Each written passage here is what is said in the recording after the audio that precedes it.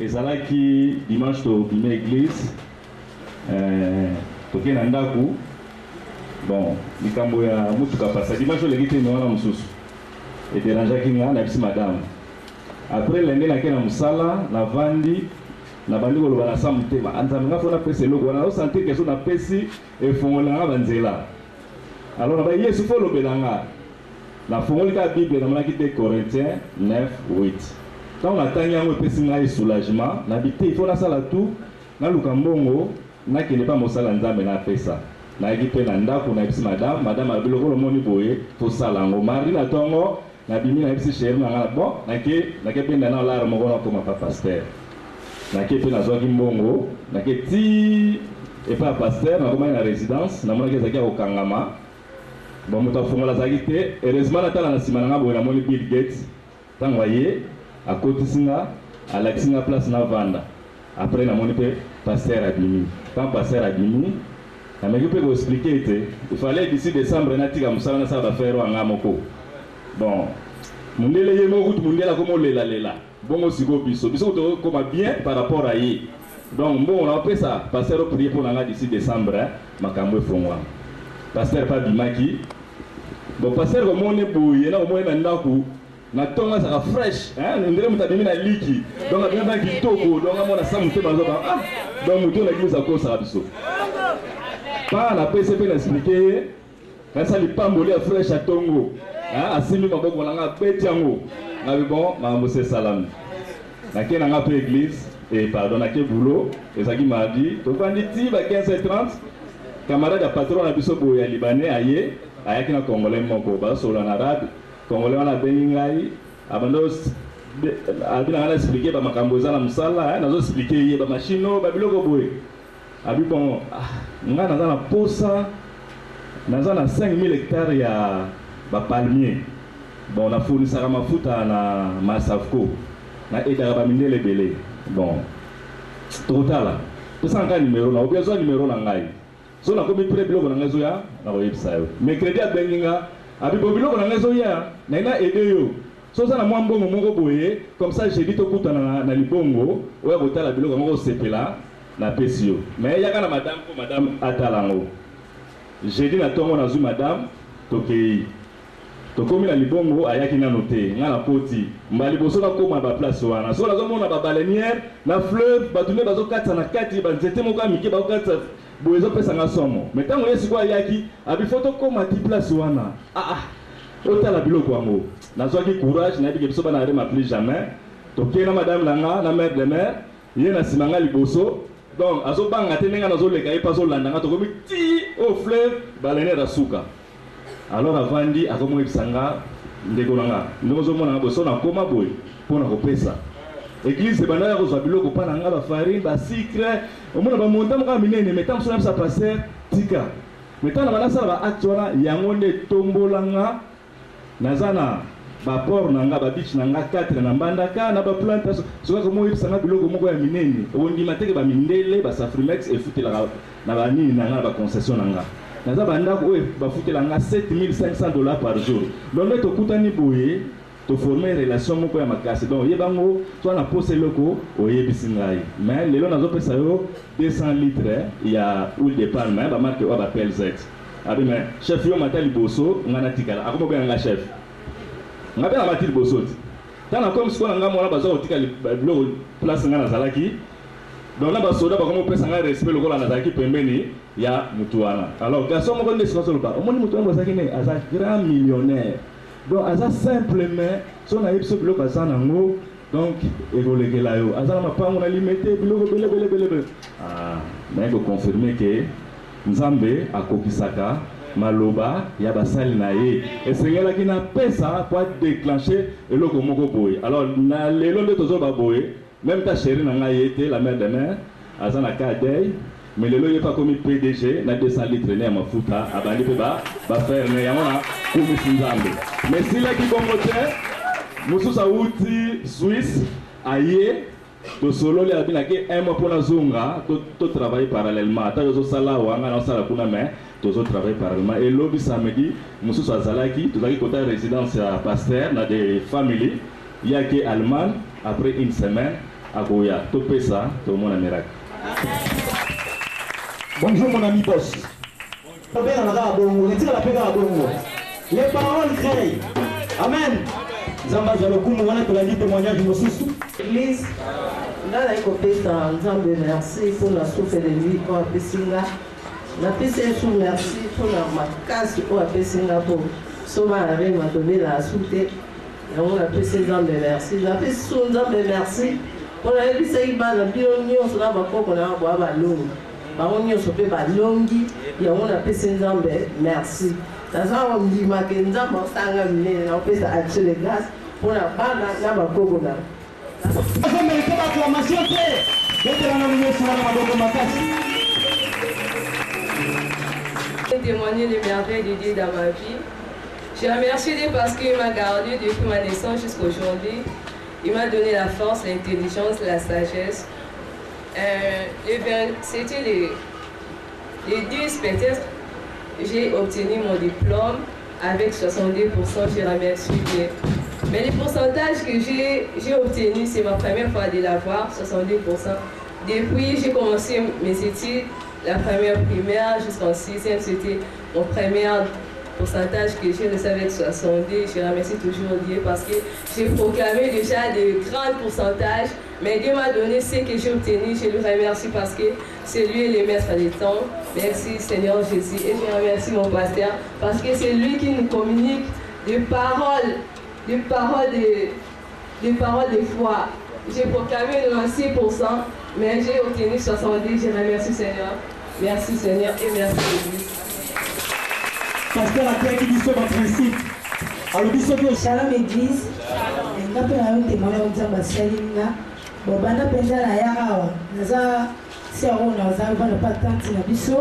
On tente na biso penza. Dès que va dans le van là, il est bien bien été cardon. Naza y kuna balinga ingate. On a le mot pour y avoir ngiri awa. Naza pas là pour le bon muté.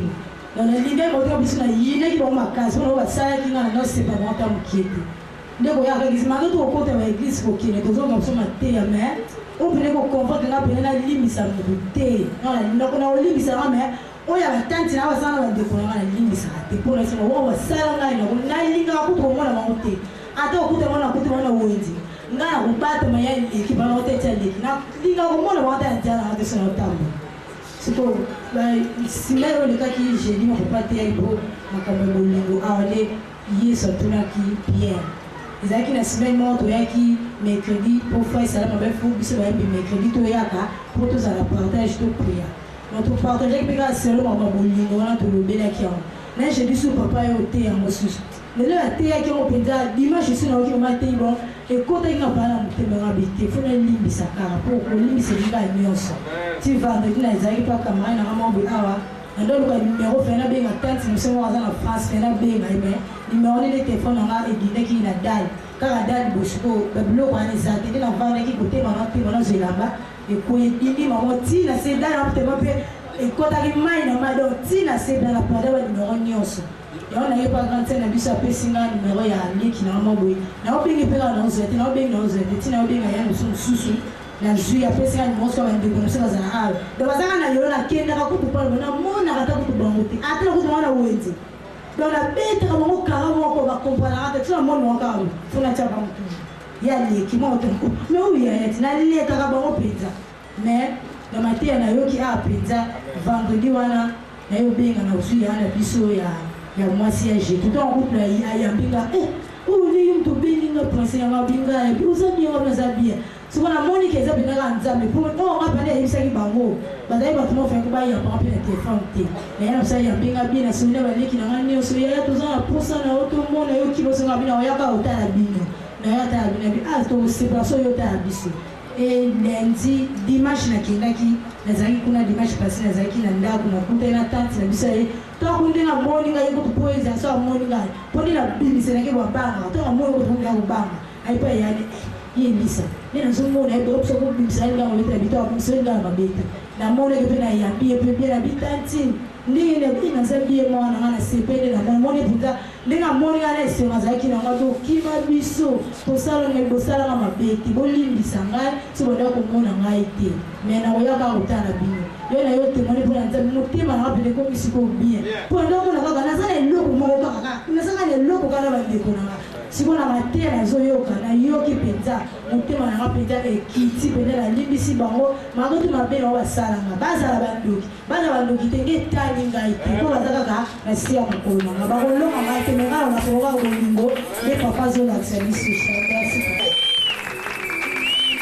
Sincèrement, message. Shalom Église. Shalom. Nga sœur Nadège. Nayo kumisa nzambe na onyo atosali pona nga. Nga na 6 classe ezaki kuteka pona 6 classe. Mais nzambe asungi nga na 6 classe. Nazaki mutu mote ya 6 classe onde naza sikoyo. Nzambe abateli nga natangi 6e na nga pe na 6 classe na kimia ya mabe pe tungisi nga ete. Kana 6 merci. Papa merci. Maman, merci. Allez vous soutenir là. Amen. On va continuer avec le témoignage. Je remercie Dieu premièrement de m'avoir protégé depuis cette année jusqu'à ce temps. Il nous a donné des maladies et des accidents. Donc vraiment nous sommes bien. Je suis venu remercier Dieu. Et deuxièmement, de m'avoir donné mon diplôme avec 59%. Vraiment, je tiens à remercier toute l'église et papa également de nous avoir soutenus en rencontre de prière. Comment je peux remercier tout ce monde.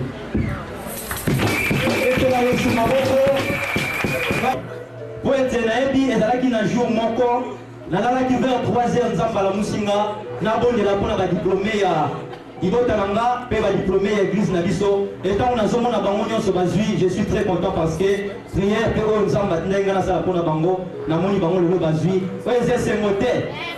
Vous mettez le soir là ma vous comptez le Sonyonso.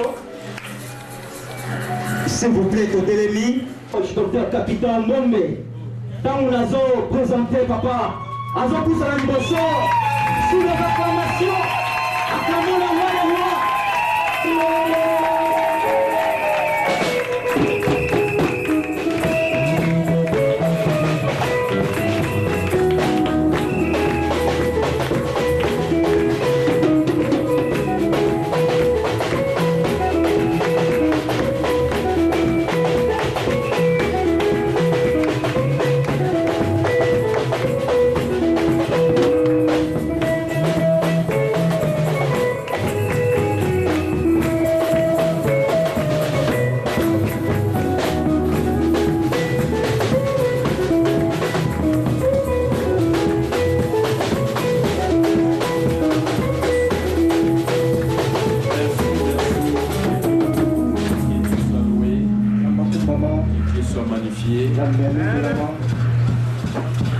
Disons à Dieu merci pour tous ces témoignages. Des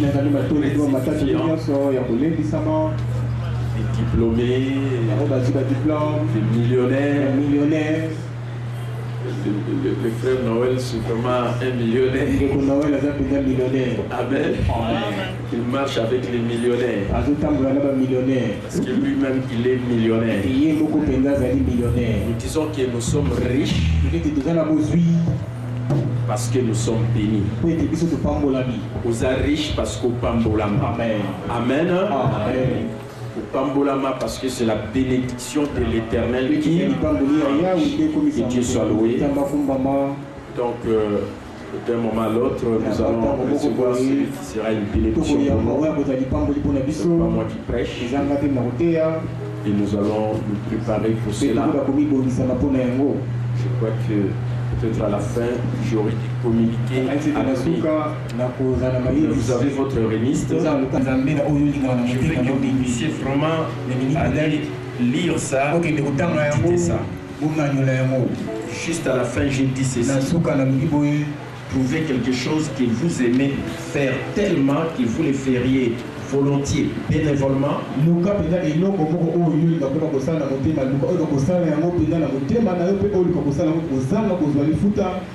Puis apprenez à le faire si bien qu'on sera heureux de vous rémunérer pour le faire. La passion.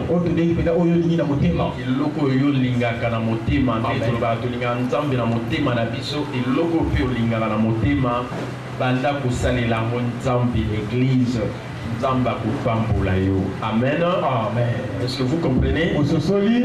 Donc, je crois que quand nous allons commencer le mois de septembre, nous allons prendre les 5 objectifs. Et nous sommes dans le mois intermédiaire, le mois de juillet et le mois d'août. Nous sommes en donner des enseignements divers. Et chacun sait définir dans le travail sera appelé à faire. Il faut que cela soit votre passion. C'est très important. Donc faites un travail qui correspond au désir de votre cœur. Amen.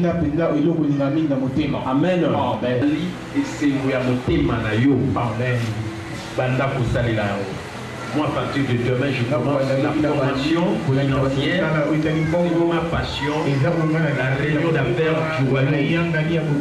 Donc, à partir de demain, 10 heures, ceux qui ont le temps le matin, les soirs à 17 heures, ceux qui ont le temps le soir. Donc, je commence cette formation financière, moi, passion. C'est par là que je vais utiliser pour citer millionnaire, des millionnaires, c'est ce que vous allez faire. Ça pousse à faire. J'ai dit quand vous faites voilà, nous sommes à notre rendez-vous ici dimanche.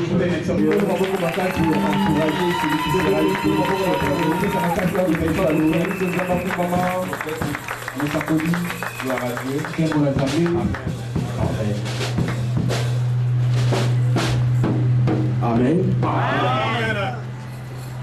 Est-ce qu'il y a quelqu'un qui est vraiment qui a la joie ce matin? Si nous avons de la joie, nous acclamons très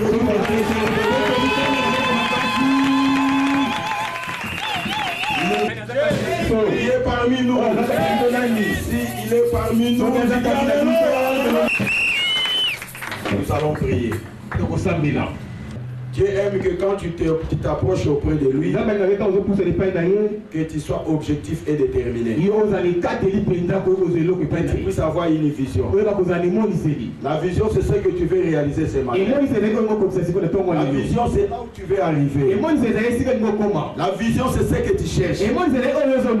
Moi, j'ai ma vision. Ma vision est différente. Chacun a sa vision. Tu maintenant à Dieu de réaliser ta vision d'accomplir ta vision ce matin. Parce que c'est lui qui est le fait de réaliser. Nous avons dit qu'il est parmi nous. Il est disposé de réaliser. Et il veut que tu lui dises ta vision ce matin. Il veut réaliser une vision dans cette église. Dans le ministère. Il veut réaliser une vision. C'est moi. Ce matin. Mais il veut que toi tu lui dises. Lui est là. Ce Dieu est en train de mourir. Tes oreilles t'écoutent. Prions alléluia. Nous abandonnons. Fais grâce, Père. Fais grâce ce matin. Que ton onction soit avec pour la gloire de Dieu. Dis à la personne qui est à côté de toi, ma vie doit changer ce matin. Ma vie doit changer ce matin. L'histoire de ma vie doit changer ce matin. Au nom de Jésus. On s'aime. Alléluia. Déconnectez ton téléphone. Parce que nous sommes devant le roi des rois. Concentre-toi. Parce que tu viens de quitter devant un grand patron. Tu es déjà dans le bureau du roi. Voici la causerie fait maintenant commencer. On t'a accordé un rendez-vous ce matin. Tu as déjà dit ce que toi tu veux, tes préoccupations. Voici ton dossier est là maintenant. Nous voulons parler de la part de Dieu.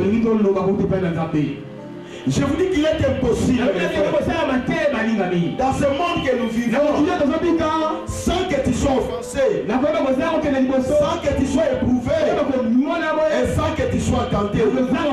Mais nous devons savoir, Jésus-Christ est notre victoire. Jésus-Christ est notre réalité.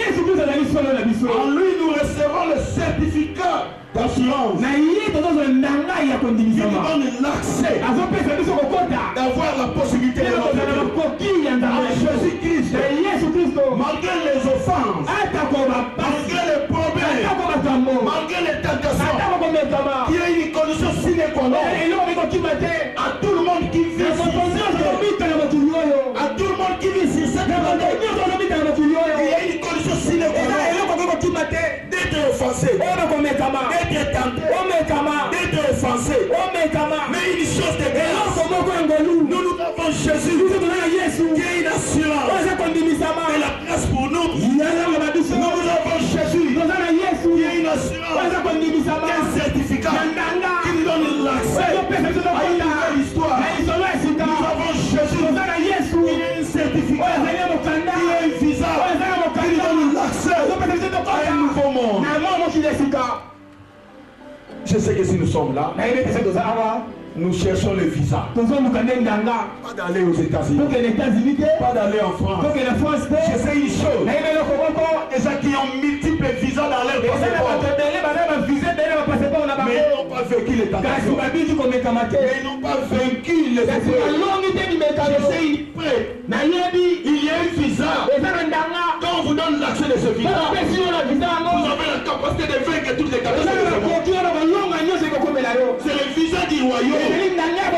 Oh, ce visa, nous en avons accès dans Jésus.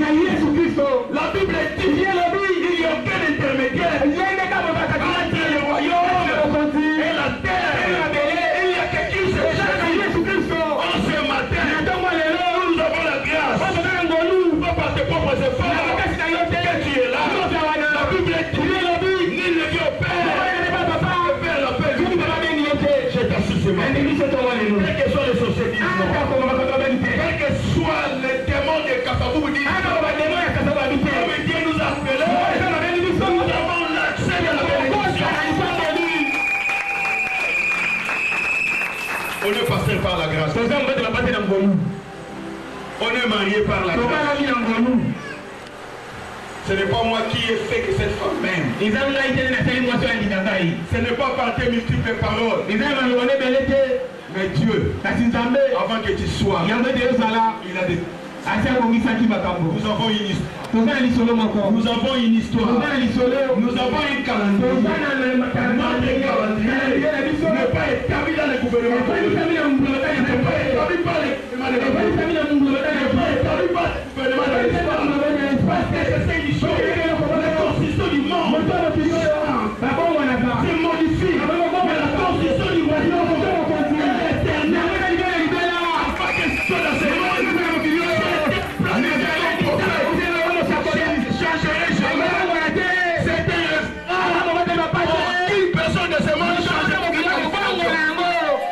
parce que son dossier est destiné au ciel. Le ciel commande la terre. La terre honore les ciels et glorifie les ciels. Nous dépendons du ciel et nous regardons le ciel. Nous sommes confirmés par parce que la terre était confirmée le matin et le soir.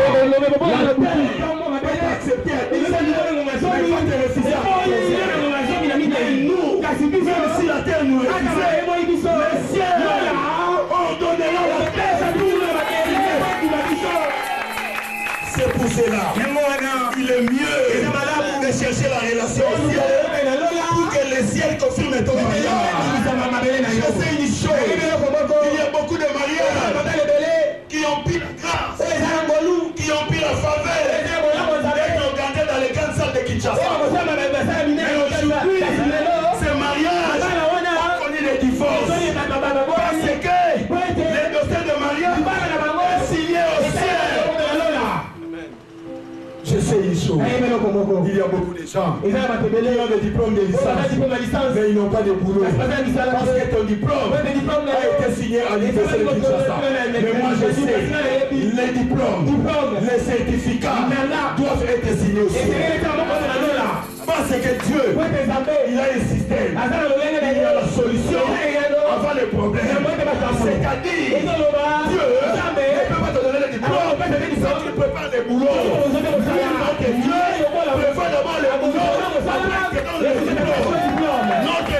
prévoit d'abord la pourvoyance de ton mariage, de ton uniforme. Je vais te dire ce matin.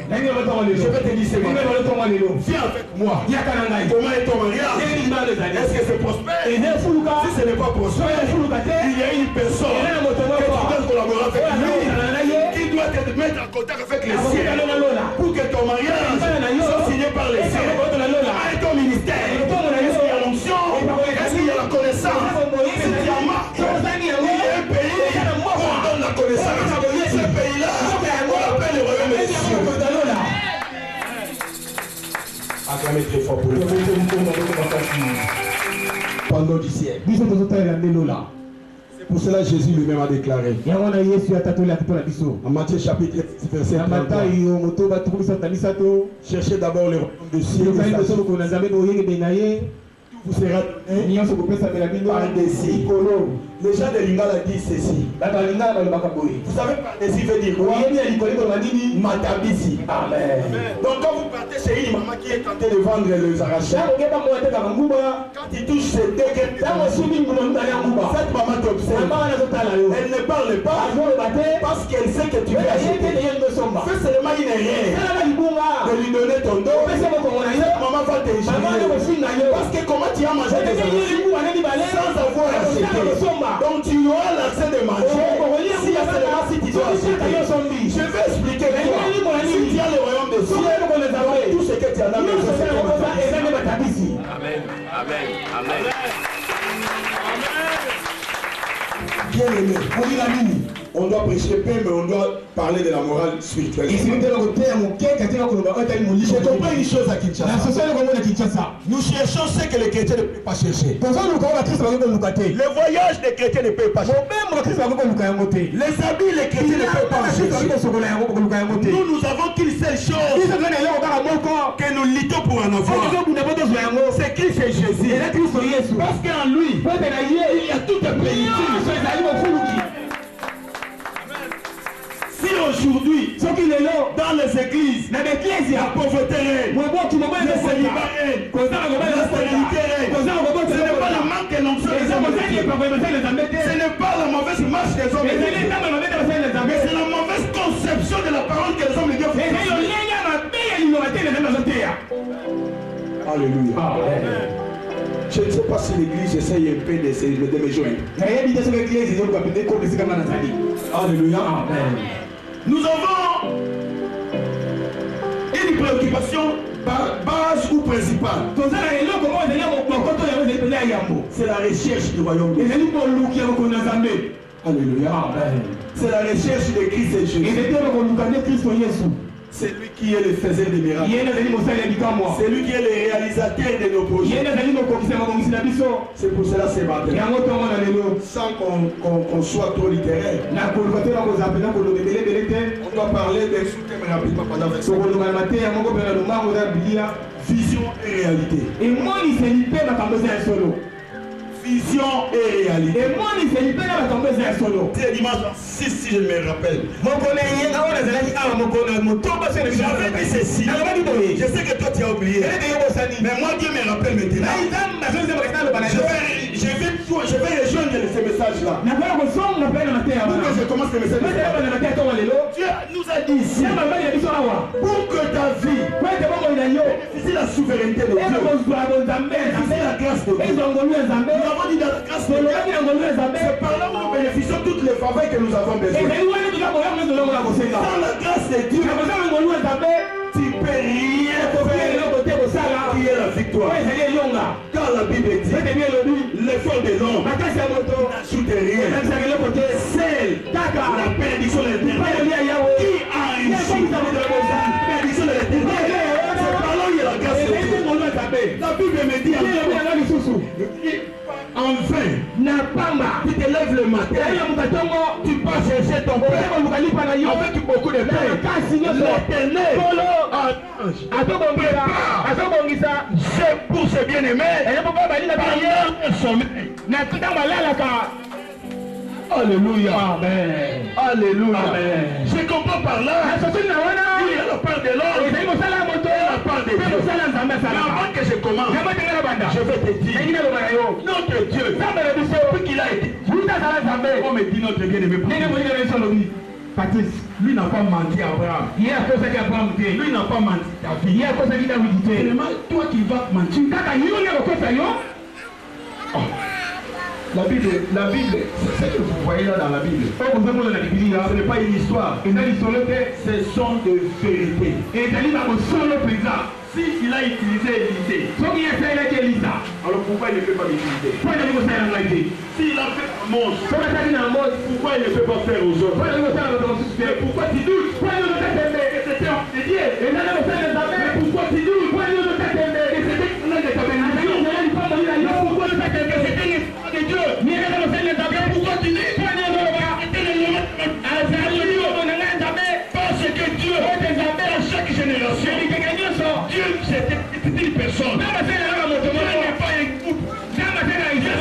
C'est que dans l'individualisme, si tu ne crois pas une personne, tu ne verras pas Dieu. Quand tu veux voir l'église, on voit cette église, si tu ne crois pas cette personne, tu ne verras pas Dieu. Dieu ne descendra pas. C'est quand même cette personne. Je suis là. Donc je le fais. Il faut que je croie au Dieu de ce Dieu. Parce que Dieu est établi dans le Seigneur, au travers de son cœur. Tout ce que tu peux dire, croyez d'abord. En Décoris chapitre 20 verset 20.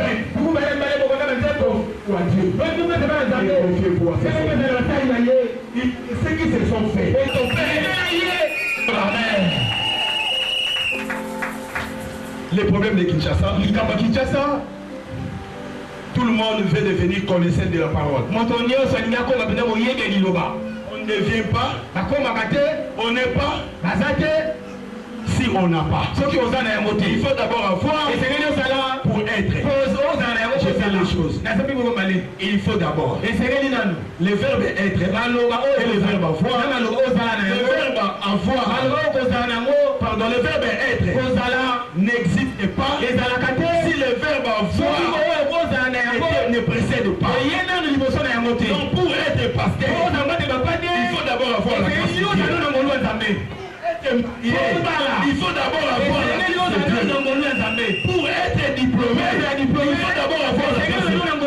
Tu dois me dire que j'ai le diplôme. Pourquoi tu ne travailles pas? Parce que tu n'en fais pas la grâce de Dieu.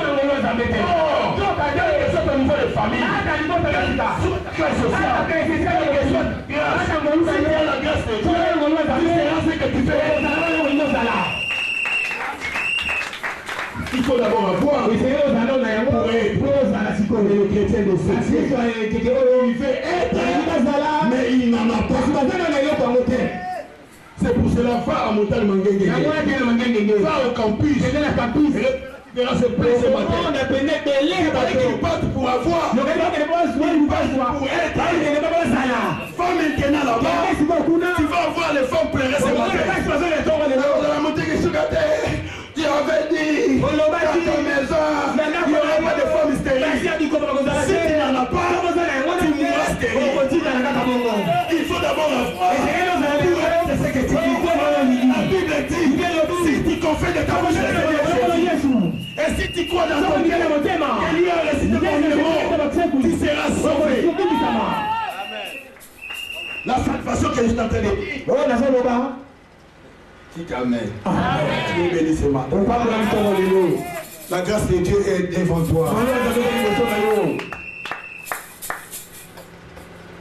Je l'appelle papa.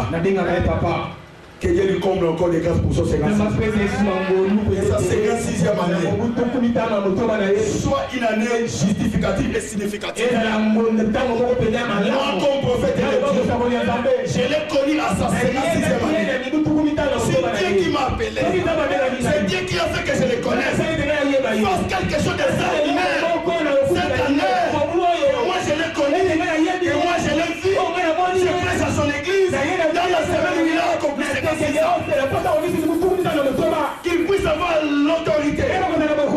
puissance au-dessus de tous ses ennemis. La grâce de Dieu soit une faveur redoutable dans sa famille, dans son ministère, dans son parcours, dans son cercle de vie, et à tout ce qui nous porte à son ministère.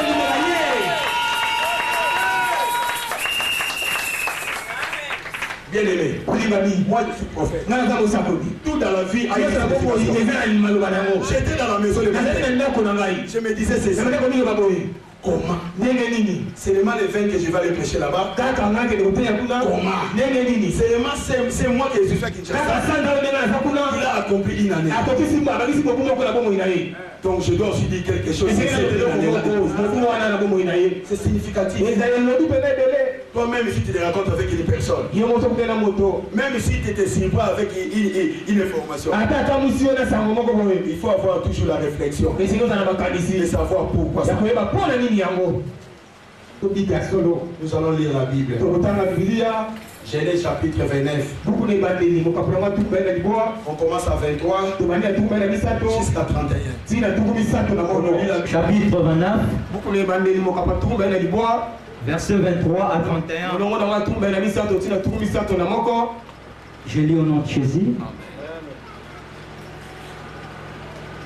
Le soir, il prit Léa, sa fille, et l'amena vers Jacob, qui s'approcha d'elle.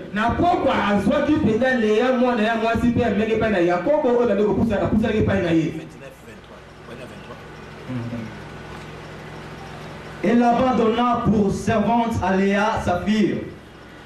Zilpa, sa servante. Et Laban appelle ça qui est pas une moussane et à moi si la Léa, le quoi moi si Zilpa moussane et à moi si. Le lendemain matin, voilà que c'était Léa. Jacob dit à Laban, qu'est-ce que tu m'as fait? N'est-ce pas pour Rachel que j'ai servi chez toi? Pourquoi m'as-tu trompé?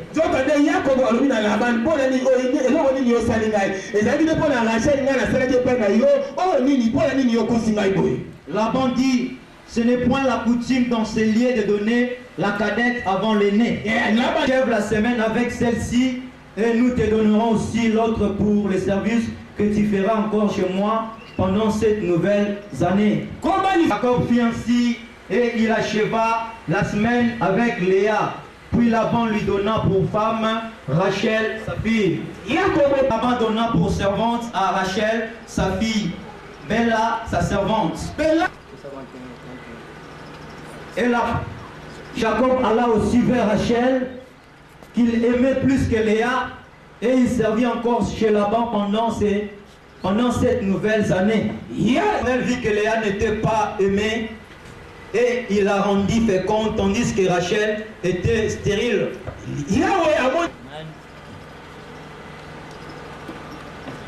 Acclamez très fort pour la parole de Dieu. Très fort pour la parole de Dieu.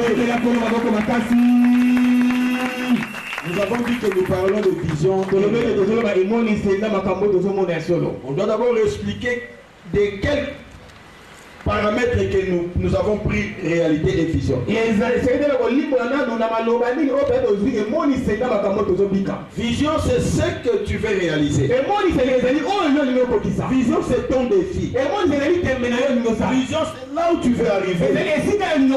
Vision, c'est ce que tu cherches. La réalité, ce sont des imprévus qui se posent dans les trajectoires de tes réalisations. Rien à part ce matin. La vision est de la réalité. En réalité, dans la vie, toute chose se réalise ou s'analyse par rapport à la vision et à la réalité. Parce que le point A de la personne, c'est sa vision. Il est en train de chercher à réaliser. Avant que nous affrontons cette année, je sais que tu as des visions à réaliser. Il y a tant de personnes qui ont eu des décisions intérieures. Cette année, je serai ceci et je ferai ceci.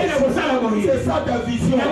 Mais je te dis ce matin, dans chaque vision, il y a des réalités qui s'imposent. Ces réalités-là, nous avons essayé d'identifier par tentation ou épreuve. C'est ces réalités-là par couture, tradition de chaque milieu où tu es tenté d'exploiter ta vision.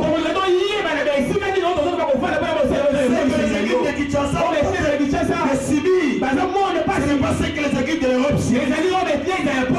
Parce que les réalités de l'Europe sont différentes aux réalités de Kinshasa. Les réalités de Kasavubu sont différentes aux réalités de Kimbasa. Les réalités de Bakongo est différente des réalités de Bangala. Tu es en train de subir les réalités que tu es en train de subir dans ton mariage. Mukomo que tu es, Mungala que tu es, ce sont des réalités différentes. Les Balouba sont en train de subir leur mariage. Alléluia. Dans Genèse chapitre 1, où nous avons essayé de commencer avec toi. Nous avons vu trois personnages. Nous avons parlé de Laban. Nous avons vu Rachel. Nous avons vu Léa. Et nous avons vu Jacob. Alléluia. Amen. Alléluia. Amen. Nous donnons le tube à ces gens comme suit. Nous prenons Laban comme Dieu. Nous prenons Rachel comme vision. Et nous prenons Léa comme réalité. Tu dois comprendre par rapport à l'explication qui m'a été inspiré au travers de la Bible. Alléluia. Amen. La Bible nous dit ceci. Vous connaissez bien l'histoire. Jacob avait fui à Canaan. Il devait aller à la Mésopotamie. Chez son oncle Laban. Par rapport au conflit qui était entre lui et son frère.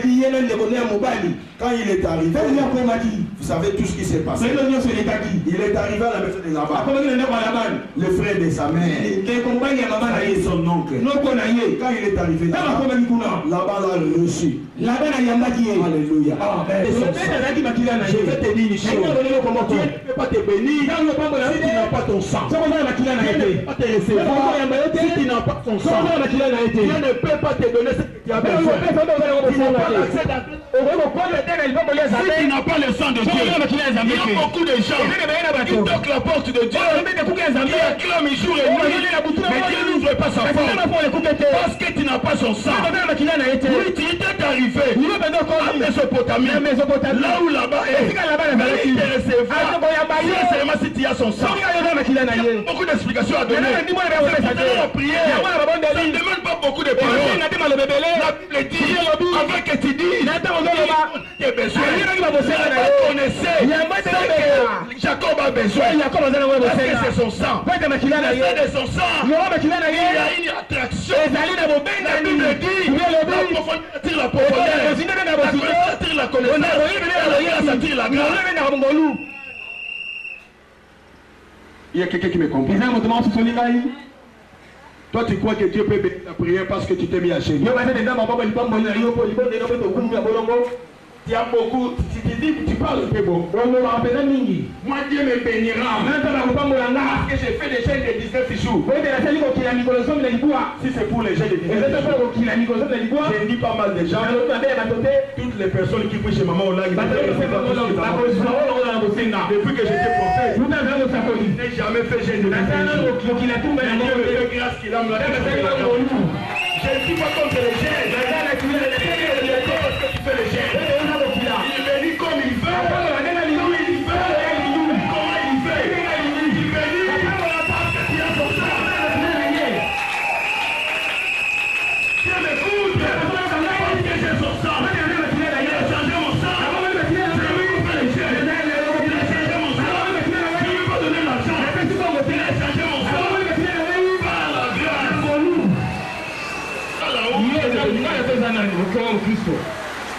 Est-ce qu'il y a encore Tchangwa, Moutamamba ou tu es ici? Si tu es encore au Congo, tu ne seras pas béni. Il faut voyager. Arriver au ciel. Quand tu prends l'identité,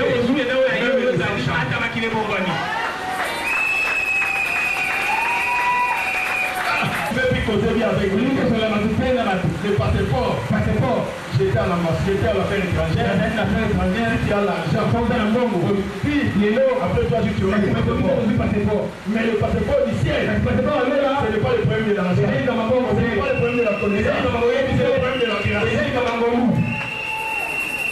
Il y a des pasteurs, les gens vont te la pâter. Quand tu penses qu'ils ont l'argent, les pasteurs, quand tu penses qu'ils vont aux États-Unis, il y a des pasteurs, ils disent n'importe quoi parce qu'ils ont besoin de l'argent.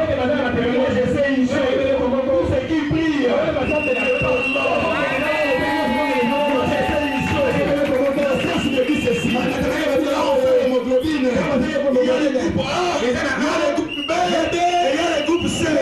n'ai jamais vu la science.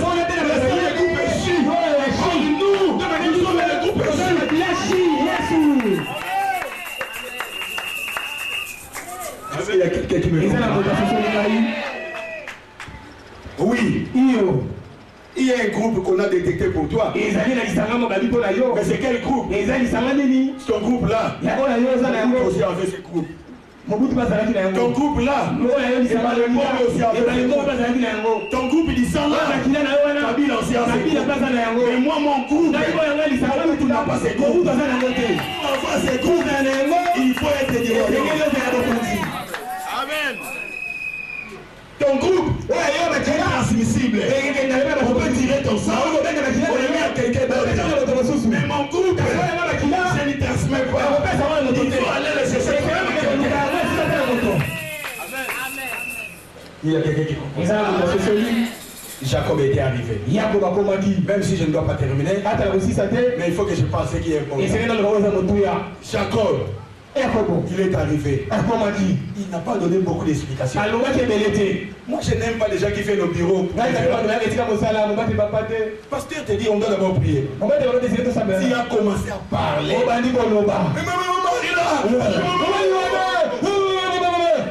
Pourquoi tu parles beaucoup? C'est un Dieu. Sois calme. Il va prier. Tu escomptes ton cœur. Et lui-même va changer l'histoire. Quand tu parles trop, c'est une équipabilité. Nous sommes de même race. Nous sommes pas de même identité. Nous sommes de même maison. Mais nous ne sommes pas de même identité. Nous sommes de même pays. Nous ne sommes pas de même identité. Oh, les Congolais, c'est toujours comme ça. Moi, je suis Congolais. Je n'ai pas ton identité.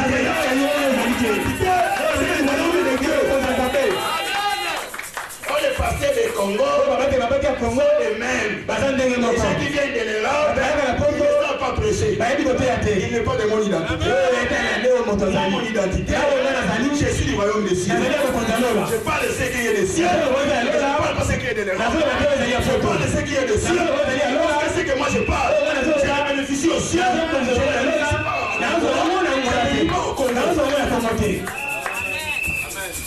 Au Congo, il n'y a pas d'argent. Il faut tout faire. Dans cet âge. C'est le major. Parce que l'âge avance. Nous, dans notre constitution, c'est la constitution du Congo. Dans la constitution de l'eau, ça ne dépend ni des temps, ni de l'âge, ni des parce que je suis venu seulement te donner des conseils. Avec tes capacités. Ne comptez plus avec ces gens-là. Parce que moi je peux tout te donner. Nous, dans notre constitution, nous ne dépendons pas des hommes, mais nous dépendons de Dieu. Quand la Bible dit, maudit l'homme qui s'appelle l'homme. Est-ce qu'il y a quelqu'un qui me comprend? Jacob était arrivé. Bien réussi. Ce n'est pas parce qu'il était gros. Ce n'est pas parce qu'il était en costume. Ce n'est pas parce qu'il provenait de Cana. À cause de l'identité. On a fait identité. C'est défini par le sang. C'est pour cela. Quand des femmes sont en train de distinguer l'identité d'un enfant, on passe par l'ADN. L'ADN, c'est ça qui définit la vraie identité. Tu peux parler, tu peux prophétiser, on peut te donner des archives. C'est le problème de l'identité. Oui, on a écouté. Nous acceptons. Mais quelle est son identité? Or l'identité, il faut passer par l'ADN. Moi, c'est pas moi qui fais l'ADN. Je vais me taire. Parce que lui-même fera ça. Alléluia. Il était bien ici. La maladie. Comme tu es venu chez moi, il fallait que tu travailles. Tout ce que tu vas travailler mérite un salaire. Tout ce qui s'approche de Dieu, qu'il sache, qu'il s'assure que Dieu existe. Première condition. Tout salaire, tout sacrifice mérite un salaire. Ce matin, comme tu es là, c'est un sacrifice. Il tient un salaire. Parce que la parole de Dieu, il est oui et amen. Tiens un salaire. Même si les gens disent c'est pas tout. Comme je suis tenté de prêcher là. Même si le diable est en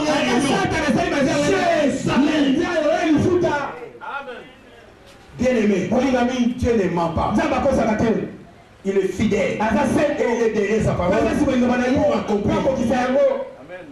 Toi, ton problème, crois qu'il existe. Crois qu'il va te payer. Alors chaque jour quand tu viens à l'église, sois concentré. Parce qu'il y a un salaire. Les gens qui ont compris ce que tu as tenté de dire, il doit adorer ça qu'on lui dit d'adorer. Il doit commencer à chanter ça qu'on lui dit de chanter. Parce qu'il sait qu'il y a un salaire. On est dans une société. Le degré du salaire est différent. C'est pour cela ce matin, il y aura de ceux qui auront le mariage, il y aura de ceux qui auront l'argent, il y aura de ceux qui auront tout ce qu'on va chercher. Parce que le salaire est prévu pour nous. Ça c'est la parole de Dieu. Jacob lui dit, travailler. Nous avons identifié Jacob comme Dieu. Dieu nous a dit, depuis qu'il a été dit, toi comme tu viens à l'église, ne crois pas que tu es venu comme ça. Tu auras un salaire. Comme tu es venu chez moi, comme tu m'as accepté, ne crois pas que c'est en vain. Comme on te prêche, comme tu mets ton oreille, ne crois pas que c'est en vain. Comme tu donnes des dîmes, ne crois pas que tu donnes en vain. Tu ne donnes pas en vain, quel que soit le temps. Tu ne mourras pas avant que tu bénéficies ton salaire. Comme tu donnes des offrandes, tu appuies les œuvres de Dieu. Tu es en train de soutenir le ministère. C'est un sacrifice. Tout est perte. C'est un sacrifice. Il dit ceci. Tout ce que j'ai senti pour moi comme bénéfice, je l'ai perdu pour bénéficier de l'excellence de Jésus. L'excellence de Jésus, c'est ça la grâce de Dieu. Dieu a un principe basique. Il faut perdre pour bénéficier. La perte que je t'ai dit ici, c'est le sacrifice que tu es en train de faire ce matin. Tu as perdu les rendez-vous ce matin. Tu bénéficieras de l'excellence de Dieu. Alléluia. Tu as perdu beaucoup de rendez-vous ce matin. Tu bénéficieras de l'excellence de Dieu. Tu bénéficieras de l'excellence de Dieu. Tu as perdu beaucoup. Il y a eu un vendredi que tu devais aller au boulot. Mais parce que tu avais écouté que Papa Bombe devait réaliser un séminaire. Tu as accepté que ton chef dise n'importe quoi. C'est un sacrifice. C'est une perte. Tout est perte. Faites pour la gloire de Dieu. Il y a une bénéfice. Notre Dieu, c'est un Dieu qui se souvient au sacrifice. Pas les sacrifices qu'il fait pour ton mari. Les sacrifices là que tu as fait. De faire pied de Kassafougou jusqu'à Ndji. Parce que le mari t'avait promis d'en avoir 2000. Mais les sacrifices que nous sommes tentés de parler, les sacrifices que tu fais pour la gloire de Dieu. Comme c'est toi qui est mon sang, je suis très content. Tu travailleras, tu feras les sacrifices. Et ton sacrifice ne sera pas en vain. Il bénéficiera quelque chose. Le salaire là, c'est ça ta vision. Tu bénéficieras ta vision. Si tu te sacrifies, tu travailles. Que Dieu vous bénisse. Voici là-bas. Dis cela à Jacob. Jacob a dit, je vais travailler. Mais à combien de temps que je vais bénéficier? Il a 7 ans. Jacob a travaillé papa pendant 7 ans. Les 7 ans terminant, il y a eu une fête. Quand tu es sien, pour que toi tu sois béni. La Bible dit, après 7 ans, il y avait une fête que là-bas avait organisée. Parce que Jacob devait bénéficier quelque chose. Jacob était parti. Comme nous sommes là, chaque personne a sa vision. Quelle est ta vision? La vision, on n'imite pas. La vision est personnelle, individuelle et sans influence quelconque. Pourquoi nous ne résistons pas? Nous imitons les visions. Nous changeons la vision par rapport au secours. Les gens, ils se comportent bien ici. Quand il arrive à l'Europe, change sa vision. Si c'est l'Europe, la personne reste jamais. Aux États-Unis, si tu changes, parce que tu as été influencé, mais ta tête ne changera pas. Il a tapé maintenant. Parce que son sacrifice est venu. Voici quand il était à la chambre. Nous sa vision. Parce que Dieu nous donne vraiment ce que nous avons besoin. Oh Jacob, tu travailles pour avoir la chaîne. Parce qu'à l'entrée de Mésopotamie, il avait vu la beauté de Rachel. Il se disait en soi, cette femme, je suis venu à sa vie. C'est elle que moi je vais prendre. Il y a des voitures. Tu n'as pas encore l'argent. Mais si tu es à la victoire, tu as toujours fait des calculs. Il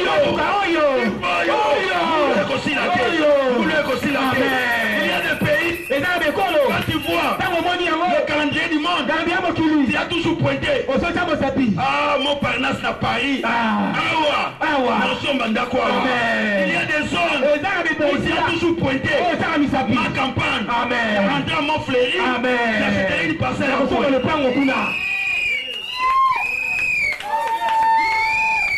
Il faut avoir la vision. Ne te déconsidérez pas. Ne crois pas que tu ne peux pas. Parce que tu as, donc tu paies.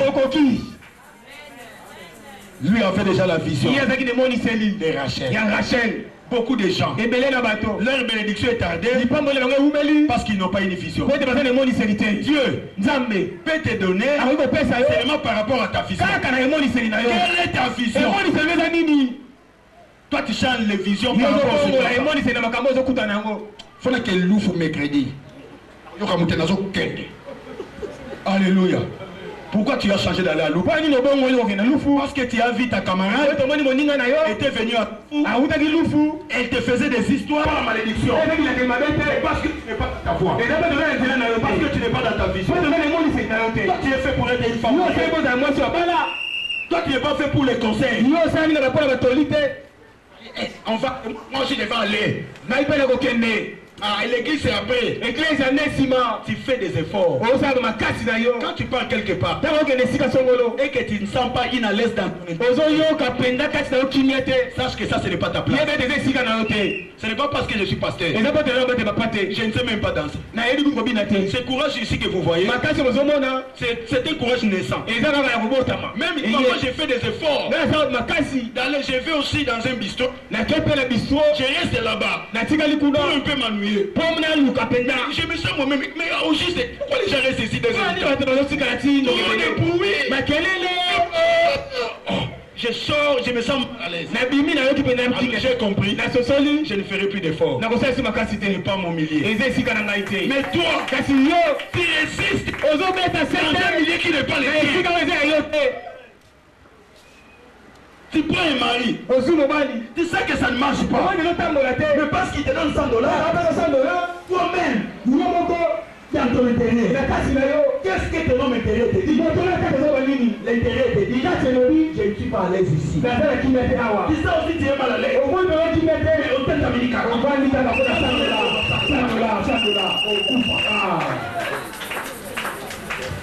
même homme intérieur là-bas. Avandi, cet homme intérieur est toujours en train de parler. Quand il n'est pas avec quelqu'un, il dit lui-même. Même si tu me parles, moi j'attends mon sang. Mais je vais te dire, cet homme intérieur, c'est Christ de Nazareth. Tu sais combien de fois tu as mal répondu Jésus. Il s'est approché de toi. Il t'a dit c'est toi qui es. Mais toi tu l'as répondu. Tu es dans une hôtel. Il y a un chéri que vous êtes donné rendez-vous. C'est l'histoire de quelqu'un que j'ai. Dieu vient dans ton cœur. Il te dit que ça c'est pas ton milieu. Il a demandé au réceptionniste de te donner une bouteille de bière. Et toi, il te dit que toi tu ne peux pas te donner. Je vais te dire une chose. Il y a des révélations miroirs. Il disait même un animal. Nous appelons ça prophétiquement les révélations miroirs. C'est l'histoire de Balaam et Balaam. Il y avait des révélations miroirs. La poule de cheval. Le cheval qui marchait. Mais lui l'obligeait d'avancer. Le cheval voyait la mort qui était devant. Tu fais toujours que prophète. C'est pas un prophète par exemple. Il te parle beaucoup de choses. Dieu peut utiliser quelqu'un. C'est Dieu. Il est un multisystème. Cette fois-ci, de donner la bière. On donne à d'autres personnes qui sont moins positionnées qu'elle. Tu vas te poser des questions. Ici, il y a quelque chose qui se passe. Il dit encore au réception. Prends les numéros, appelez-lui, donnez-moi seulement une chambre et je vais l'attendre à la chambre. La personne là lui dit, toi, dès que tu es entré, moi je ne dois pas te donner la chambre. Même si ton mari venait, tu dois attendre jusqu'à ce qu'on va me changer. Aussi longtemps que moi c'est mon temps de travail, mon esprit ne marche pas avec moi. Mais tu ne le connais pas, tu n'as rien dit du mal, Dieu te parle. Mais la femme est ici. C'était 11 heures. Elle est toujours à l'hôtel. L'homme est venu. L'homme est parti corrompre le gérant. Je suis. L'homme est parti corrompre $10 pour qu'on donne l'accès. C'est $10. C'est hors du prix de la chambre. Même le gérant le fait jusqu'à ce que 15h30. Le tour, on a changé de tour. L'autre gérant est venu prendre la possession. Il a accepté de leur donner l'accès. Oh, l'homme là était déjà affecté de sida. Il y a quelqu'un qui me comprend. Il y a quelqu'un qui me comprend. Dieu faisait déjà la barrière.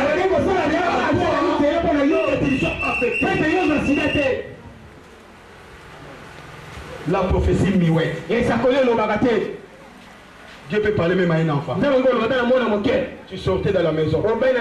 Tu as mis l'enfant. Si tu arrives à la porte, l'enfant te paie les cocos dans ton monde. Seulement tu avais seulement aussi cet habit que tu as rangé. Et l'habit là c'était une chemise blanche. Et le caca là que l'enfant fait, c'est tout ce côté. Il n'est pas possible que tu sortes. Mais le diable a arrangé un accident. Dieu arrange ça par la prophétie miouette afin qu'il te parle de l'accident. Maintenant, si tu partais et que tu faisais l'accident, le problème n'est pas du pasteur, le problème n'est pas de l'église, mais c'est ton incrédulité. Si Dieu s'est approché de toi, à cause de la prière, de l'amour triomphe, mais toi, tu veux se passer tes paroles. Oh, si Dieu te parlait, c'est parce qu'il écoute ton passé. Parce que si tu n'avais pas un passé que Dieu,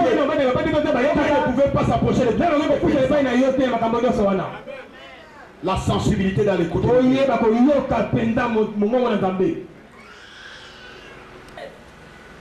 Jacob a écouté. Il a travaillé 7 ans. Le temps est arrivé. Parce que le contrat était à son terme. C'est là le grand problème. Dans 15 minutes, je vais terminer. Voici. Visa. Quand tu as le billet, pour la première fois de monter dans cette avion, si on dit que le voyage c'est à 6 heures,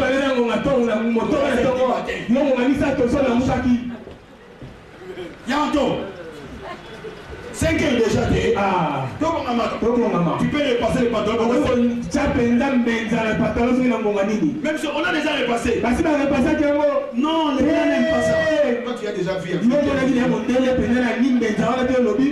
Tout ça, ce sont des émotions. Les émotions, c'est pour tout le monde. Mais moi, alléluia. Comprenez quand on dit que demain, autant des examens d'État. C'est différent par rapport aujourd'hui. Dans notre époque, moi, quand il y a eu la publication, j'ai sorti à 5 ans. Parce que je suis le G. J'ai commencé à faire le pied moi-même. Arrivé à Limité, vers 7e état, il y avait le terrain de Onatra. Je vois le journal. Dans notre état, c'était comment? Quand tu t'approches, il y a des yeux là. Il voit ton attitude. Moi je dis non. Je tremble le premier. Quand on ouvre le premier jour, seulement comme ça. J'ai commencé à dire. Et celui c'est la vie. Est-ce que tu comprends ça? Alors Jacob, attendez déjà. Tout ce qui est bon, alléluia. Jacob était là. Alors je comprends. Il faisait le tour dans la chambre. Parce que c'était la noce. Ceux qui sont mariés, ils savent. Dans la vie des noces. La femme, elle devient. Il faut la tirer. Pour entrer seulement dans la chambre, il ouvre d'abord la porte. Non, il y a un autre maman.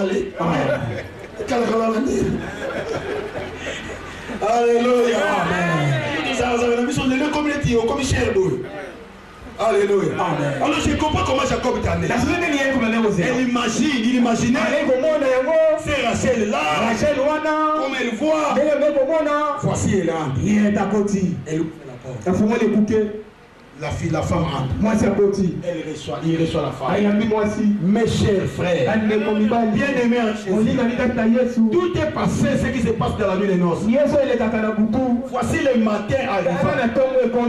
Il y a une surprise. Il y a une réalité. Oh, la réalité fait mal au cœur. La réalité fait mal au cœur. Je vais te dire, tu ne peux pas arriver dans ta vie sans passer par la réalité. Si jusqu'aujourd'hui, les réalités ne s'accomplissent pas, tu ne fais pas de réalité dans ta vie. Il faut accepter les réalités pour bénéficier de ta vie.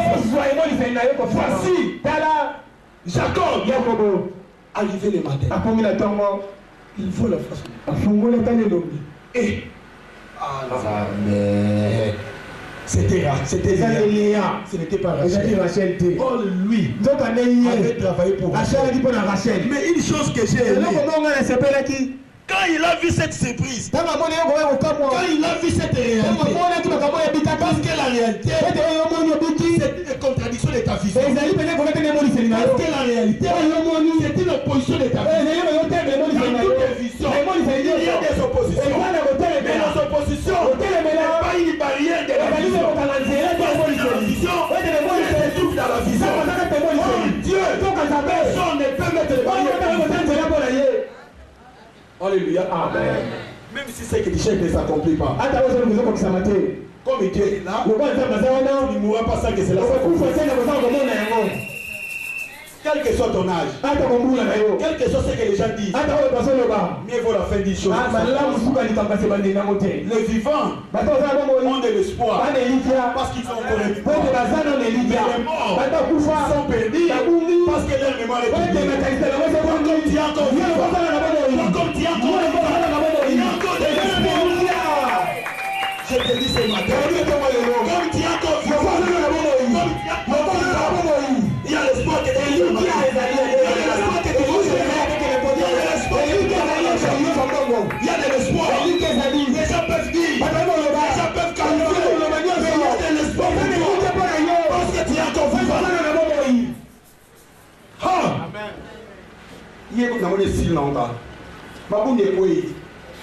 Je vais te dire, moi je vis une femme de 54 ans avec la ménopause. Quand elle avait 19 ans, il n'y avait pas le mariage de pipi. Mais à 54 ans, Amen. Est-ce que mon toit a 19 ans? Parce qu'en lui, il y a l'onction. Oh, l'onction attire à l'église.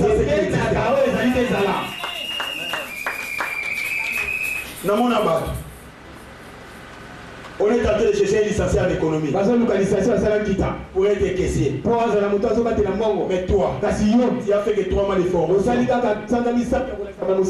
De la formation des banques, de comptabilité bancaire. Vous présentez vos documents avec quelqu'un qui est licencié en option bancaire. Le papier est là. 5 ans d'expérience. Toi, tu as fait que 3 mois de gestion bancaire. Sans expérience de service. Devant une plan. Il est plein de connaissances. Il balance les diplômes. Il balance les diplômes. Touche. Il faut que la grâce est ici. Je veux mettre ces lettres. Il y a quelqu'un qui me comprend. Il y a quelqu'un qui me comprend. C'est que j'ai mis Jacob n'était pas venu un fanfaron. Il n'était pas devenu une personne de critique à cause de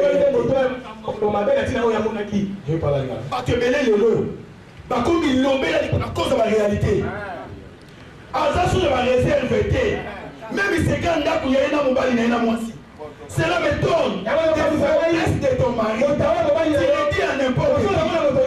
Mais demain, quand les réalités vont passer, parce qu'après la réalité, il y a la promotion. Quand ce mari va recevoir la promotion, tu changes encore ton langage. Tu as déjà perdu la famille de ton mari.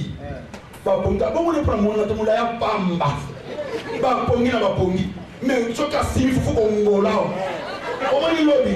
On t'a capté les lots. Alléluia. Si la lembi, pénal la lembi. Et puis nous sommes dans le salon. Bonjour Tété. Est-ce que mon commissaire est là? Là, mon commissaire est là.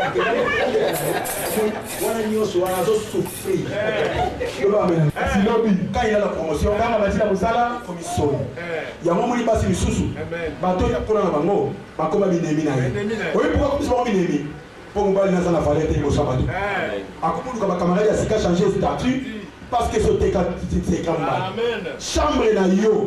Même ma camarade comme Kotaba. Nous quand on grandissait, la chambre c'est pour les intimider. De nos collègues la viande de Kolanga. Attends, la séance ça les assemblées, on va dire ça papa. Est-ce que mettre ta bonne ça? Attention. Si ton camarade doit quand on a négocié, quand on a chambre de la cassette, non, on a l'accès yo moko. Pourquoi on va mener là? Pourquoi tu n'as chambre? Marié les pesades, il faut que vous attendez tout. Non, je suis pas moi les amis, les amis, ils connaissent ma mère. Il y a un peu de temps qui est dans la cachette, il y a un but. Alors, il y a un point, non, pour sa chambre. Quand on a acclamé ce peuple,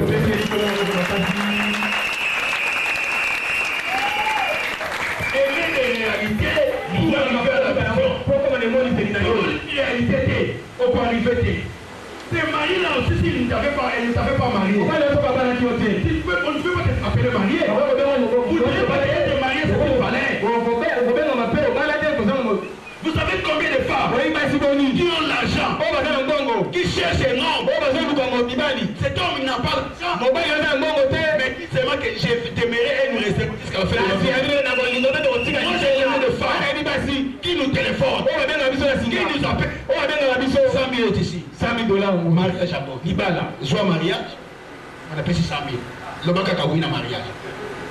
Vous savez, oui, toi tu n'as pas donné l'argent. Toi tu n'as pas fait les gènes. Mais Dieu t'a donné ses mains. Il faut conserver les secrets. Et c'est que la bombe de la peine avec tout.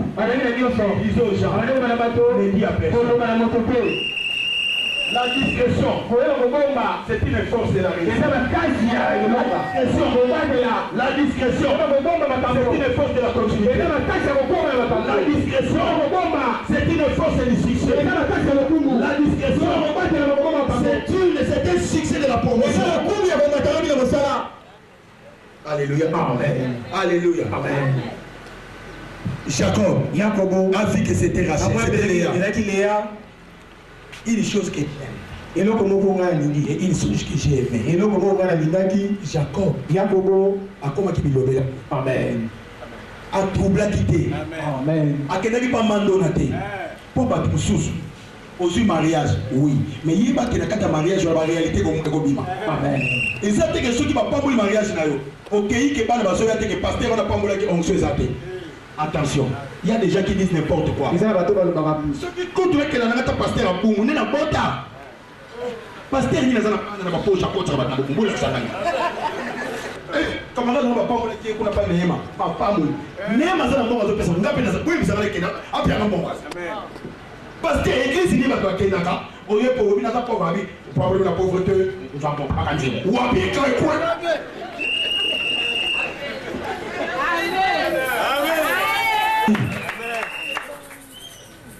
C'est Dieu qui donne l'argent. Nous venons à l'église. Notre entraîneur est là. Il est l'entraîneur de l'équipe de Jésus. Tactique. Pour avoir la victoire. Tu apprends les tactiques et l'entraîneur est en train de tu seras un bon joueur. Tu vas marquer des vies. Mais moi je sais une chose, je suis le premier à jouer et cet entraîneur.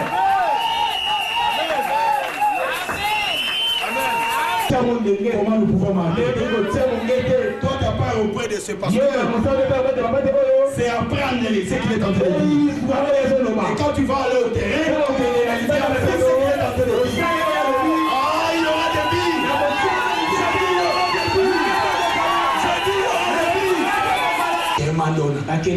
y aura des billes.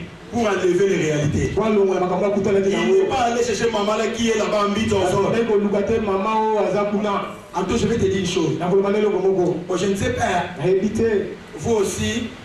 Papa Bomé vous a déjà pris et vous acceptez tout ce qu'il lui dit. Mais pour tout ce qui se passe dans ta vie, bon, sois seulement calme. Hein? La chose que moi j'ai vue chez toi, toi tu ne gardes jamais des signes. Tu ne vois pas ici. Tu ne vois pas. Pas hier quand je sortais là. Ce n'est pas que seulement c'est caché.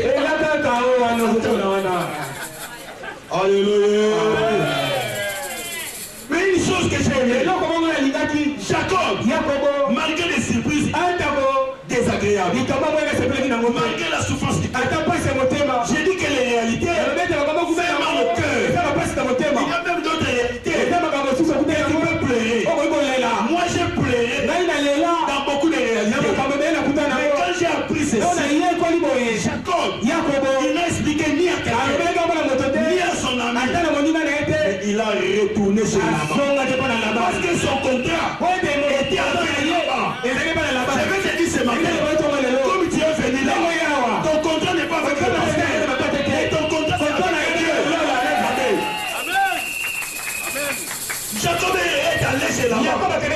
Nous avons dit qu'il avait comme Dieu. Si ton mariage, ça ne marche pas, toujours des complications. Rentre chez Dieu. Parce que c'est lui qui t'a promis le mariage. Parce qu'il ne t'a pas promis le mariage.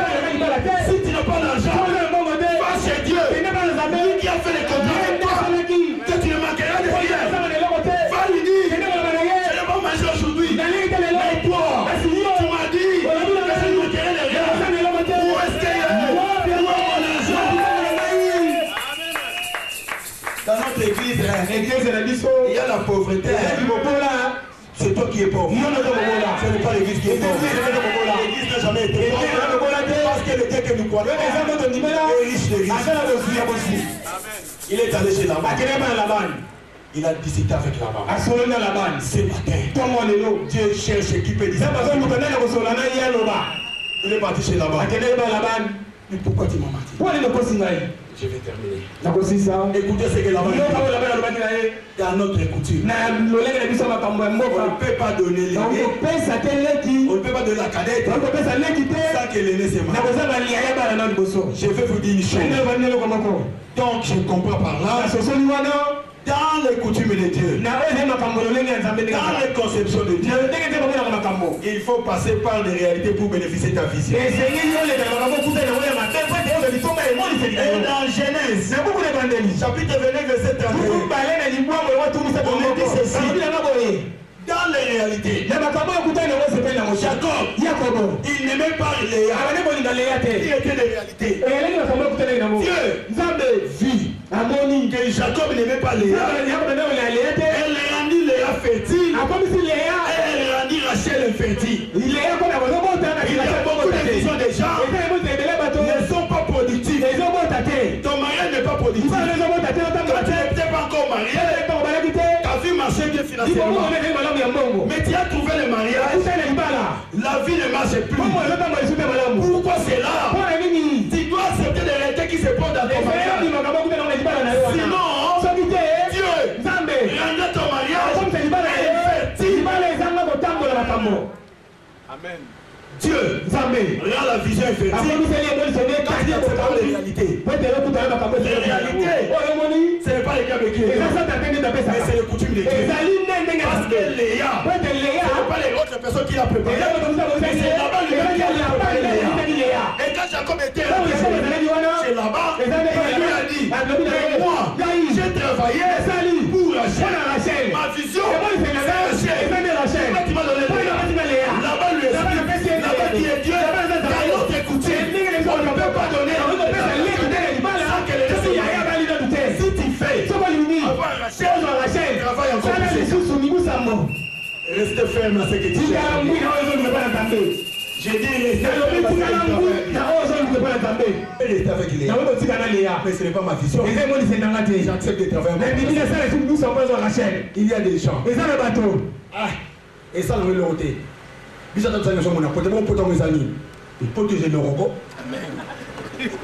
a normalisé la nuance. Il y a des gens. Et ça, on veut le ôter. Donc, il y a normalisé la nuance. Alors, on a tourné à Niki Minuté. Après, mais à ce senti sort le yémo.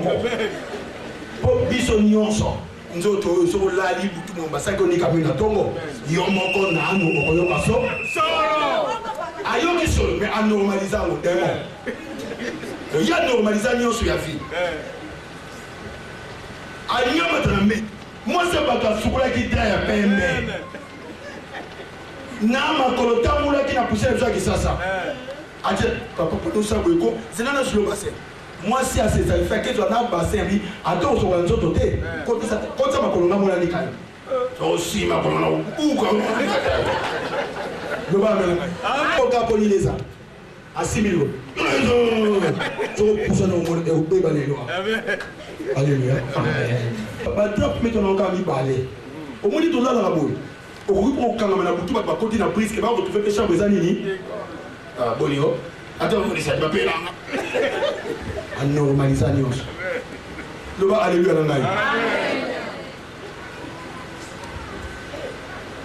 À normaliser la réalité. Papa va sur ma classe. Et tu as des semaines. Ah, mon gré, c'est là. Ah, donc on va il y a une normalisation. Le bas, à ma classe. Au col. Il y a un frère, frère on a bien na sepela ki naza maman na tali otembele mais na moni ke frère azotaki na tuna frère asola nga frère oyebi saudi frère yebisi ngai ba réponse nous peut être mama so koti makambo akenda yenga mutuna bala atala bala akenda kwa ngai o bala no tuvala no se anormaliser nyonso papa le ma bébé ma baby ya nke papa tel père azoko biki na niveau pour kakoni ya ya moi, les solos, comme ça, là. Tel qu'il est, il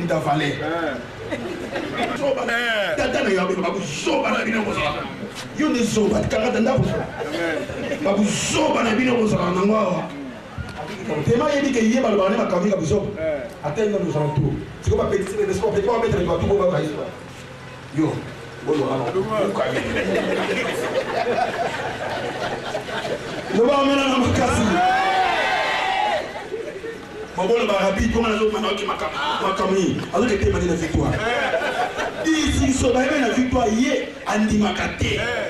Politique aye. Makamabale aye. Papa c'est ça. Paris mon partenaire c'est à comment. Nous devons dire pour tout le monde de ce que t'es. Nous le bien à quoi mon partenaire c'est ça quand on faut qu'il gotaille. Rien. Et là pour mon corona. Amen. Mettez en haut ma casse.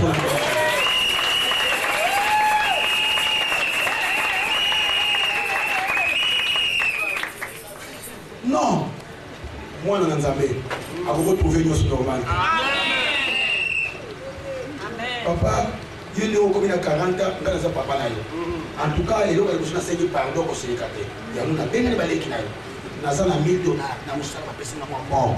Mili ya ngoyo na likipuzwa ndam. Mena mikono ndio za musala te. Uliana za maboka nani? Mena ingine pesa ufanya na miso balai kina. Wewe mili bara. Kontaona. Sawa na zaleti ya ukata ne. Comment on est fortement? Après, il va faire des naïos. À quel n'a pas le clone d'avouer mon corps? Attends, il sait qu'il y a un il y a Sylvain. N'a pas de moyen à la CPL qui peut les appeler. Puis, on va le fou. Maman, il m'a dit à moi, à Jaban, il m'a dit. Et on peut sauter faire un second. Moi, tu l'as dit des ça. Ça va te faire casser comme la mission. Ça va venir en bas, mais la mission à mon tour. D'abord, il dit que je compte, tu vas te calmer.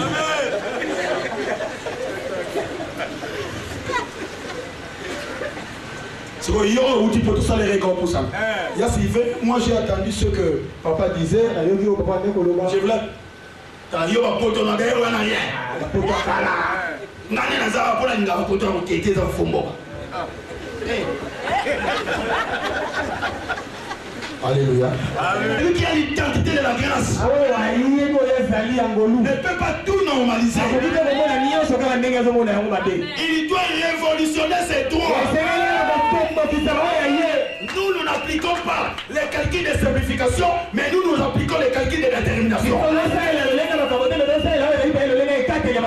Dieu, il n'y a pas de formule de simplification. Il y a la formule de détermination. Dieu veut les révolutionnaires. Ta vision c'est le mariage. Ta vision c'est le voyage. Ne changez pas à cause des réalités. Ne changez pas à cause des influences. Restez ferme. Ta vision et Dieu agira dans ta vie. Malgré les réalités. Jacob avait encore ajouté ça. Quelle que soit la réalité. Quelle que soit ces choses sont en train de lier. Mais tellement que tu es persévérant, ta vision s'accomplira. Quel que soit ce qu'ils ont en train de faire pour tes enfants. Quel que soit tes enfants sont en Europe, ils n'ont rien. Mais tellement ta réalité. Ta vision. Il faut que tes enfants t'aiment. Dieu touchera les cœurs.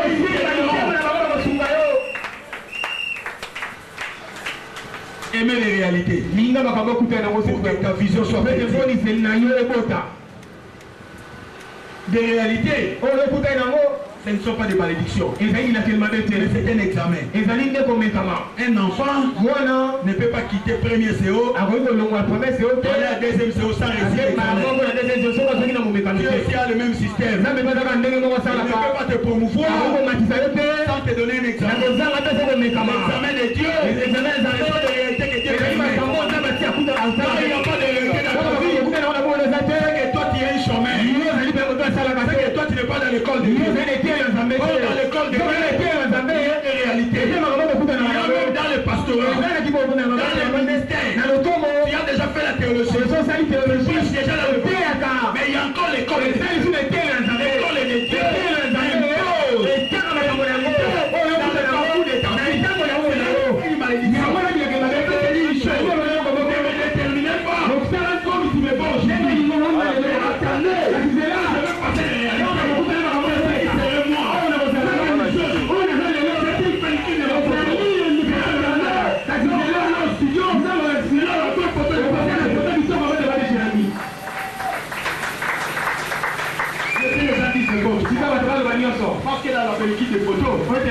pas bien la fille.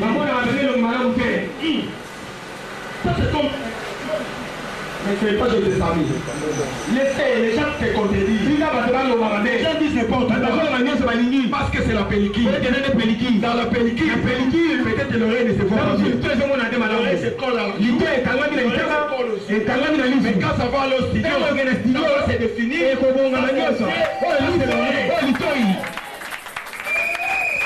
On te met des mots là. Pour que je sois capable de mettre les réalités. Les gens disent mal de moi. Je comprends que ce n'est pas une malédiction, mais ce sont des réalités. Donnez-moi la capacité de supporter ce que les gens disent mal de moi. Les gens me critiquent, ça fait mal. Mais j'ai compris que la réalité fait mal. Donnez-moi la capacité. Prions, demandons la capacité.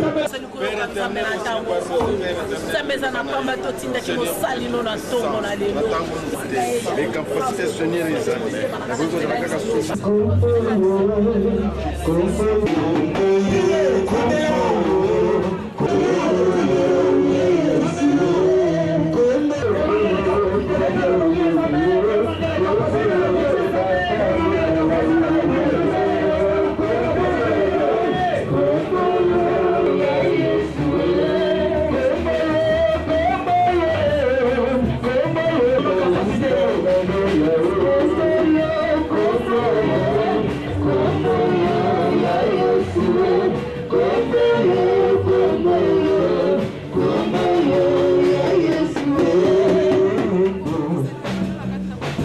Silencio.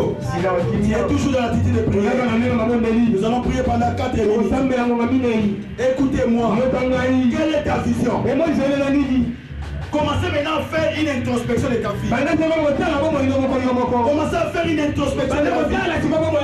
Qu'est-ce que tu fais que ta vie soit? Qu'est-ce que tu cherches dans ta vie? Où tu cherches à arriver? Comment tu veux que tu sois? Commencez à dire à Dieu. Dieu Jacob de ce matin. Jacob avait dit à Laban qui est Dieu. Toi aussi dis à Dieu. Il est capable et juste de t'élever ta vie.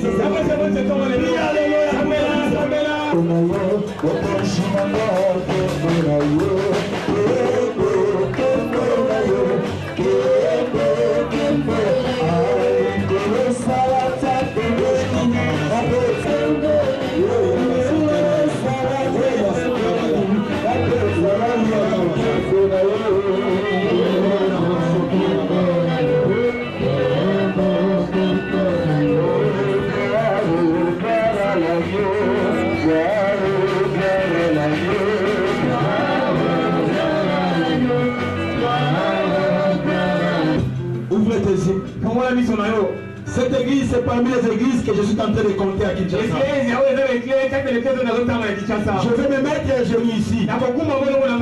Il me reste quelques jours sur les terres pour que je rentre d'où moi je vis. Là où Dieu m'a fait grâce. Je veux que ta prière. Tu ne connais pas ma vision. Parce que quand ta vision s'accomplit, c'est une joie de tout le monde. Quand ta vision s'accomplit, c'est une joie. Nous avons dit que chacun a sa vision. Moi aussi j'ai ma vision. Moi j'ai pris pour toi. Je veux que l'Église prie pour moi. Ma vision, il y a à moi.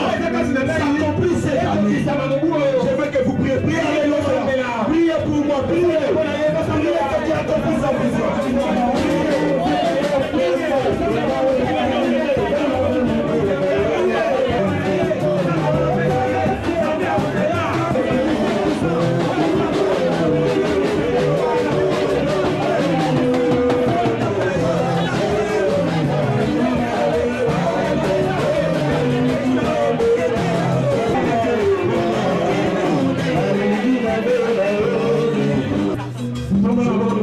Je vais sceller la prière, la prédication de ce matin.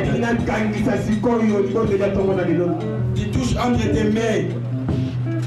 Tu touches entre tes mains le fond de l'onction du scellé de la prédication. C'est un principe prophétique. Il y a l'offrande de l'église, l'offrande de la prière, et l'offrande de l'onction. Je veux maintenant déclarer mon Dieu. L'onction qui est en moi te touche pour que ta vision s'accomplisse. Touche l'offrande de l'onction. Commencez à voir toi ta vision. Chaud. Chaud. Commencez à vision. Je veux que ta vision s'accomplisse. Cette année, je veux que ta vision s'accomplisse. Je veux déclarer. Je veux que tu touches. Il y a un droit. Il part. Et toi tu vas faire. Je suis tenté de prier maintenant. Soyez connectés. Père, Papa, au nom de Jésus, je crois ce matin que tu as accompli à chacun de nous ici, à toute personne présente ici, sa vision, comme tu avais accompli à Jacob, comme nous sommes présentés auprès de toi, tu as accompli nos visions. Père, merci. Quelles que soient les réalités qui sont dans nos mariages, ce matin, nous avons les mariages. Quelles que soient les réalités, nous sommes devant les boulots, nous avons les boulots, nous avons les voyages, nous avons la guérison. Merci, parce que tu as accompli la vision de chacun. Sois loué mon Dieu, sois béni mon Dieu, sois glorifié mon Dieu. Nous t'adorons ce matin, parce qu'il est écrit, il n'y a qu'un seul nom sous la terre, c'est un nom qui accomplit la vision de chacun. Père, merci. Ainsi c'est là, nous avons prié au nom de Jésus. Amen. Amen. Acclamez très fort. Que mon Dieu, Amen. Et Dieu bénisse le révérend. Amen. Gloire à Dieu. Les amis frères, ceux qui allaient à l'Ibala, échanger pour la réalité. Échanger des bouquets dans la photo.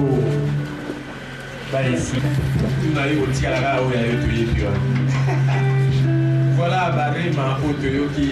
On avance, on vient donner avec joie et du bon cœur.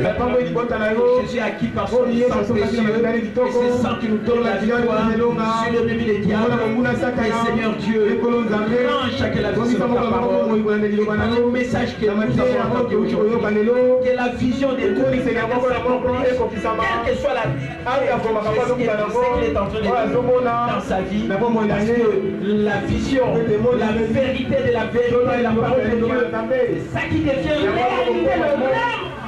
Seigneur, tu prends la vie, c'est la vie de nous recevons ici. C'est Proverbe, chapitre 10, le verset 22, c'est la paix sur l'Éternel qui enrichit.